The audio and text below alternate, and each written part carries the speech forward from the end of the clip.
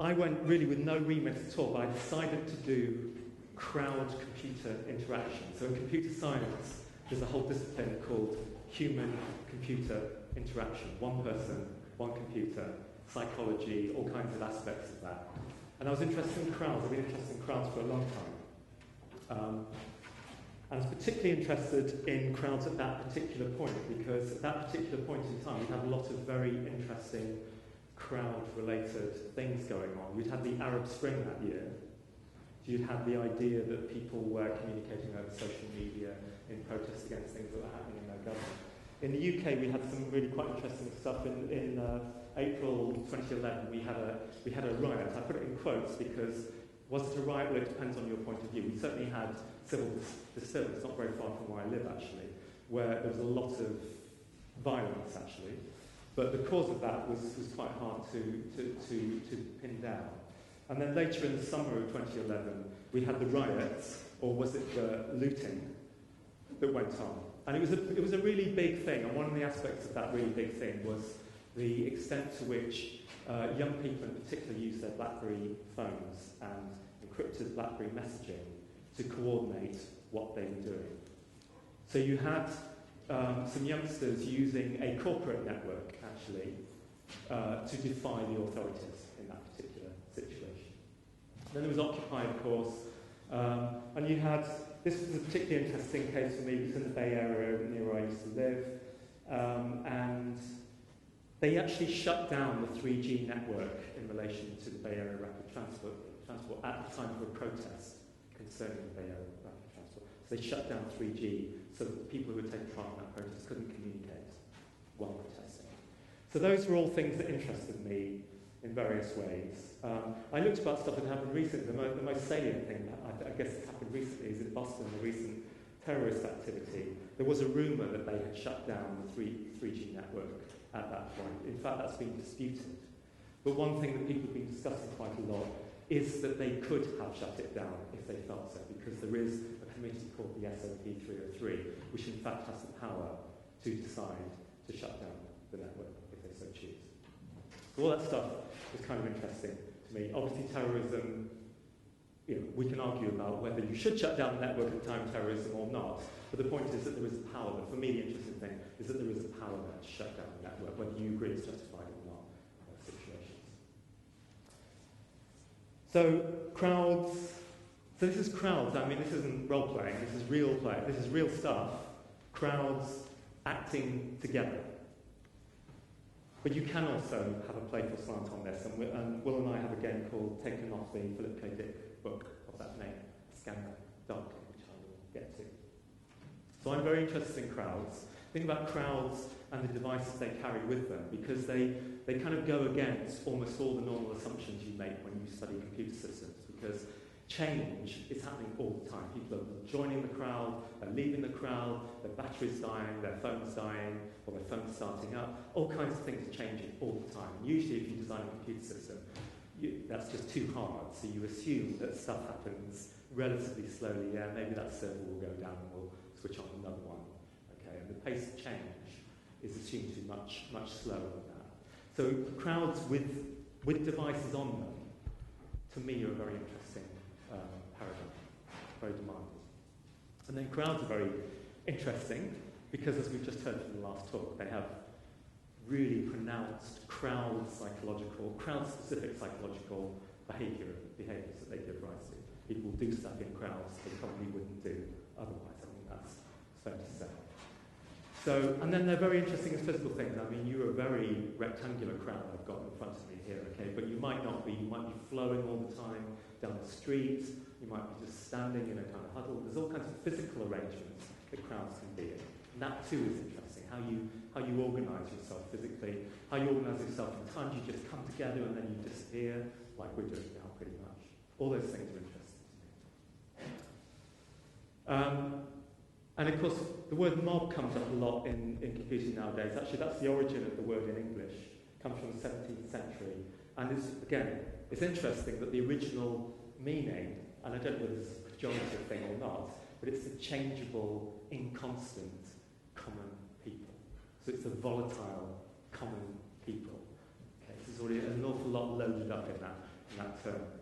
But what it's become is all kinds of different things. This was my attempt at the time just to sort of kind of classify all the different kinds of mobs, because you've got things like smart mobs and crowdsourcing mobs, machine mobs, very kind of a corporate slant of things, certainly not necessarily physically together on the left-hand side, but on the right-hand side, you've got all the kinds of mobs that are physically together. And again, that's the thing that interests me, is when people are physically together as opposed to they're all just nodes on a Facebook network or nodes on a Twitter network. Something about being physically together is very it's very basic to us as people. So you've got all these different. I haven't really got time to go through. Mob classic is the ones that appear outside your door with axes and they're going to break your house down and murder you. Okay, that's mob classic. All the way down to mesh mobs, which is the mobs that I'm going to talk about now. In between, I encourage you to look up subtle mobs. Actually, if you don't, anyone here know what a subtle mob is?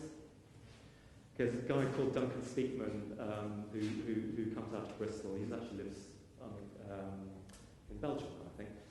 It's a very interesting paradigm of having people amongst you who were actually engaging in an experience to which you are not party, and they are observing you at the same time. And it's very hard to describe. It's quite a cinematic kind of an experience of being amongst the crowd, knowing something that the rest of them don't know. Or maybe that person over there knows, maybe not. And it's you're basically just listening to a synchronized MP3, which is saying stuff to you about who you might or might not be in this shopping centre you're in, for example. I do encourage you to take part if you possibly can. Right, from that to the internet, okay? Because I'm interested in crowds as networks. So there's a picture of a bit of the internet. I don't know whether any of you know what the internet looks like, but the internet is all about routing data from one point to another. I send my data out from here, it gets routed from that machine there, that machine forwards it to that machine there, that machine forwards it to that machine there, and so on and so on and so on. It gets routed all over the place until it arrives at that server in California that's running Facebook for you. And it's a very interesting piece of engineering that allows that to happen very fluidly, and despite things breaking and all kinds of things. But it's a relatively fixed network of machines that route data. That's the internet. And then there's something, again, in the computer science world called opportunistic networking, where you can't really be sure that there's going to be something at the other end all the time. It might have disappeared, it might have failed, it might have gone away or something. And the example of which I like most of that is interplanetary communication. Right, you're trying to communicate from here to one of the outer moons of Neptune.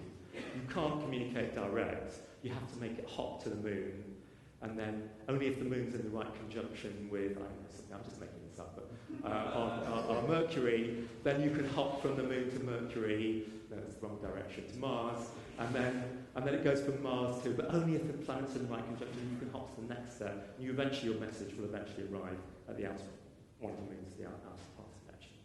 Okay, and that's opportunistic networking. You try and forward it whenever you can, but there isn't always something to forward it to. So what I decided to look at was the idea that we are a network, because we've all got phones in our pockets that almost all of which, I'm willing to bet, have Wi-Fi on them. Okay, you can either search for Wi-Fi and connect to something that's nearby, or, and this is going to relate to the game we play later, your phone can be a Wi-Fi hotspot. Okay, hands up if your phone is capable of that. Right, okay. I was hoping that would be the answer. So, if I can be a Wi-Fi hotspot, I can wander around the world being a Wi-Fi hotspot, and also a place to which you can send data. Okay, I am a ferry of data. I have a hold for your data, and your data is the precious cargo that I am carrying around the world, okay? And I'm moving around amongst you. And as I come close to you within Wi-Fi range, you can give me some of your data, and that's become part of my cargo. And then there might be several of us doing that. We're wandering around the crowd, taking data, and then forwarding the data on. I'm going to skip this, actually. I'm sure I'm going to run out of time. So this is an idea that kind of goes back a little way. I mean, people have worked on, so we've got Wi-Fi enabled mobiles, but people also make, they put Wi-Fi in vans, on bicycles, in wheelbarrows, and making part of the network that you bring with you. You move through the world with you. And this is a special case because it's in my pocket. The network's in my pocket. And we're going to form a network by routing the data consciously, not an algorithm. There are algorithms in there, but I'm going to consciously decide to move it to him over there, and he's going to consciously decide for the data to be moved over there. And we're going to move these bits physically around the world. Okay, it's just data, but we're going to move them physically around the world. And there's going to be a system-level protocol or algorithm, and there's also going to be a human understanding of how we can best do it. Because we need a kind of understanding of, well, how far does Wi-Fi propagate? Who can I actually give it to? How do I know when I look at this Wi-Fi hotspot that I'm giving it to that guy there who's, I think, moving in the right direction to take the bits over there, which is where I wanted them to go? Okay, so you're looking at people's movement. You're looking at the physical world, and you're also looking at the radio world.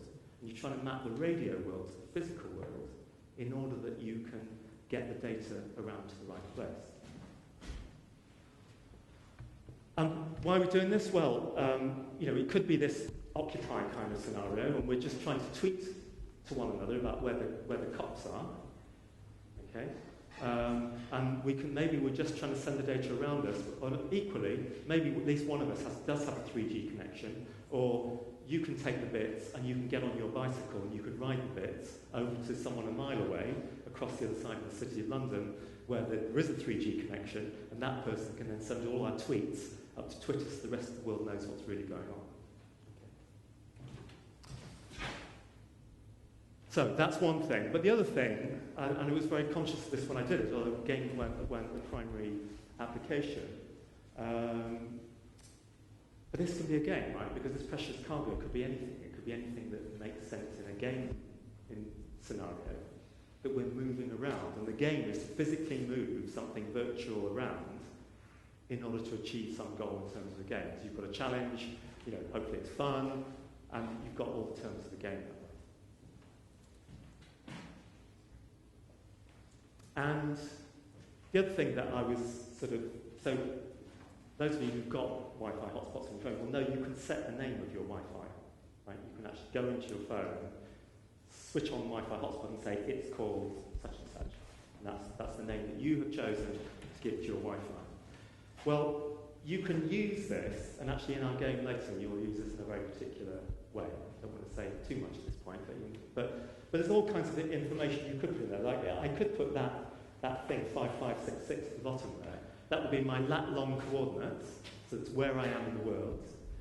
That's a hexadecimal string F3C2, which could encode things like, I have got a 3G connection, my battery's got about 10 minutes left of life, information about me as a node in the network, and then the rest is my name.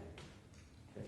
So you could see, potentially on a map, if we had an app version of this, which we're not going to use today, you could see, there's a network over there with 10 minutes of battery life. There's a network node over there with 10 minutes of battery life left. There's a network over there which has got 3G and 2 hours of battery life left. Now I know where I'm going to route my data. Okay. Not to that guy, this person over there. And that's just by scanning. I'm scanning to look at that information in the Wi-Fi. Anyone can do that. But it could be, it's against a radio backdrop, just to make things slightly more interesting. So we're sort of giving names to our radios, but actually there are other people who've given names to their radios in the world around us.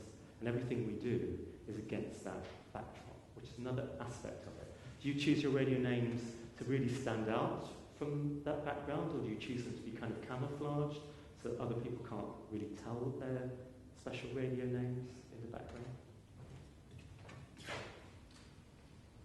And this is actually the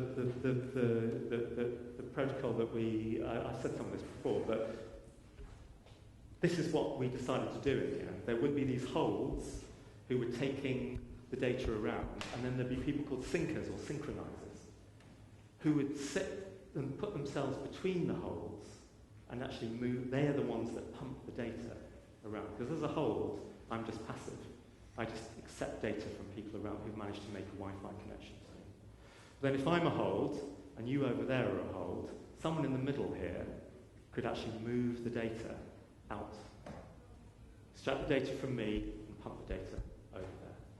So you'd have to know in this game, or this network, whether you were a hold or a sinker, or just a bystander. And you'd have to have a role that you'd have to act accordingly. So what kinds of mobs would these be if you make this conscious human networks? What kind of mob is that? Well, they're certainly smart, and they're definitely co-located. It only makes sense to be co-located. This is very specifically for people who are together for a reason. But maybe Flash, I mean, it could be that it's a mob that comes together very spontaneously to achieve a certain purpose, which would be kind of what we're going to do later, actually. We're going to, not quite spontaneously, but almost spontaneously go to the Frederiksberg Centret, and we're going to create a network in there. Those of you who want to get involved. I didn't talk about subtle and ironic very much, so I missed that. But for me, a kind of important aspect of this is the opposite of the corporate internet. It's us being physically together, and it's us not being sources of data for large American corporations, but doing our own thing together. We're just sending our data around amongst ourselves with our own network. We came together, we formed a network, we communicated, we went away again. Google knows nothing about it. There's Amazon around it. So I have no idea how long I've been talking for, but anyway, I'm nearly through. So this is the game that Will and I have created that works along these lines. Actually, you can forget a lot of the technicalities I've just been through. It's going to be simpler than that. You don't need to be holds or sinkers or anything like that. You'll find out if you want to play the game what you have to be. But it's going to be about using your Wi-Fi, and it's going to be about moving important, precious cargo around a shopping centre.